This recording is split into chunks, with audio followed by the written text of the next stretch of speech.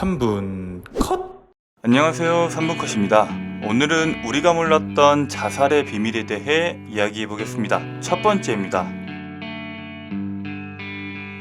과학의 눈부신 발전에도 불구하고 2006년 이후 사망자 수는 매년 최대치를 갱신하고 있습니다. 사망의 원인은 다양하지만 1983년 이후 36년간 사망 원인 1위는 암이 차지했습니다. 그러나 사망 통계에는 오류가 있었습니다. 지금까지 사망 통계가 나올 때는 폐암, 간암, 대장암, 위암 등 암 관련 사망 통계를 모두 하나로 묶었으나 심장질환, 간질환, 뇌혈관 질환 등은 각각 통계냈습니다. 만약 암 통계를 세분화해서 통계를 낸다면 실제 사망 통계 1위는 무엇일까요? 세부 통계를 낸다면 사망 순위 1위는 자살입니다. 자살이란 단어는 대한민국의 꼬리표처럼 항상 달라붙은 이름표로 2003년 이후부터 현재까지 OECD 회원국 중 자살률 상위 순위를 놓친 적이 없는 부끄러운 성적을 가지고 있습니다. 2019년 대한민국 자살수는 인구 10만 명당 24.7명으로 OECD 회원국 평균 11.5명의 2배가 넘는 수치로 압도적인 1위를 차지하고 있습니다. 하루 37.5명이 자살하고 이는 40분에 1명씩 자살하는 수치입니다.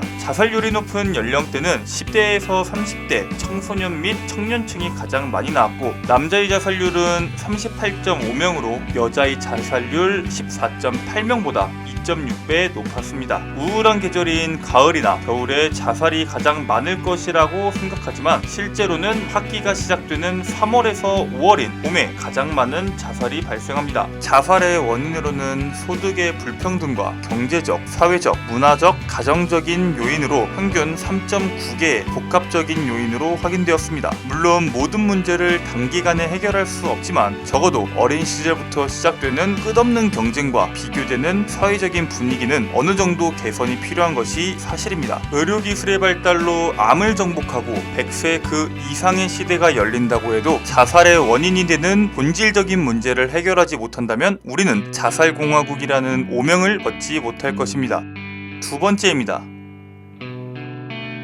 시대가 흐르며 자살 예방과 치료가 많이 발전했으나 아직도 많은 사람들이 자살에 대한 잘못된 생각을 가지고 있습니다. 예를 들어 한 번 자살을 결심한 사람은 결국 자살한다. 괴로워하던 사람이 갑자기 평화로워지면 위험은 끝이다. 자살을 하는 사람은 꼭 죽겠다는 확고한 결단을 내린 사람이다 등으로 잘못 알고 있고 자살 예방이 불가능하다고 하지만 사실 스스로 목숨을 끊는 사람의 93%는 가족과 지인 등 주변인에게 자신의 자살을 알리는 자살 징후를 알립니다. 자살의 징후는 크게 언어적 신호, 행동적 신호, 정서 변화 신호로 나뉩니다. 언어적 신호로는 주변 사람들에게 죽고 싶다는 표현을 자주 합니다. 사후 세계에 대한 관심을 표출하거나 자신의 죽음을 직접적으로 언급하는 경우도 있습니다. 행동적 신호로는 대표적으로 농약, 번개탄 등 자살에 쓰일 만한 도구를 찾아보거나 구매합니다. 또한 가족과 특별한 시간을 보내거나 이전부터 하고 싶었던 말들을 몰아서 하는 경우가 굉장히 많습니다. 이 밖에도 재산을 정리하거나 대인관계를 기피하고 절제 없는 행동이 자주 보인다면 꼭 유심히 봐야 합니다. 대부분의 자살은 우발적으로 이루어지기 때문에 옆에 의지가 되어주는 사람이 한 명이라도 있다면 자살을 예방할 수 있습니다. 작은 관심이 나와 가까운 사람을 구할 수 있습니다. 오늘 준비한 내용은 여기까지입니다. 다음에는 더욱 재미있고 흥미로운 내용으로 돌아오겠습니다. 감사합니다.